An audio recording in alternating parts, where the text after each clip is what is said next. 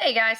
So we have learned that the Great Depression, the Dust Bowl, and things that were happening, the Black Tuesday, things that were happening in the United States during the 1920s has affected people's lives. They are homeless, jobless. They have no money. Banks have closed. They are desperate.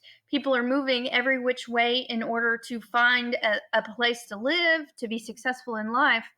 And so things known as Hooverville or Hoover towns started to pop up.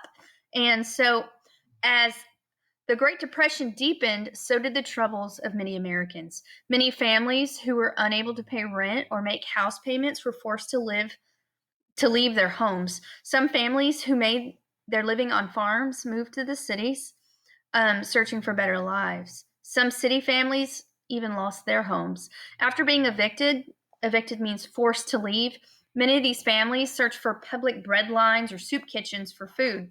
Cheese sandwiches, watered down soup, and oatmeal were typically free meals. For shelter, many families shared rundown apartments, but even those were hard to find.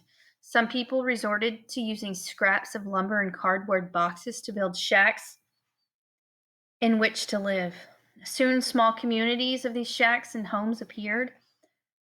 These new shanty town or shack towns areas were often called Hoovervilles.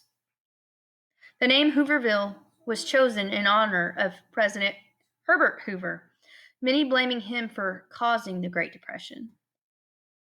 Many workers sent their families to live with relatives while they stayed behind in the slums to look for work.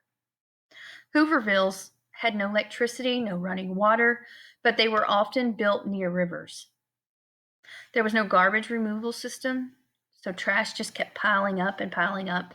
Rats were running wild. People living there stayed warm by covering themselves with Hoover blankets, which were newspapers. They used the restroom in Hoover villas or outside public toilets. The communities were dangerous and dirty, but for millions of out of work Americans, that's what they called home. Many Hoovervilles were often raided by local law enforcement and sometimes burned to the ground. The people who were living in the shacks were forced to wander to the next town. Life for Americans during the Great Depression was extremely difficult.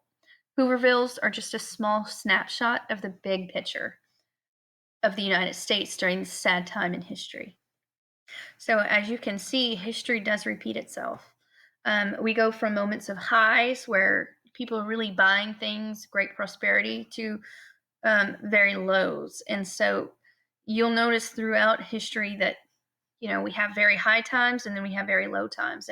And during the Great Depression was one of the low times in U.S. history.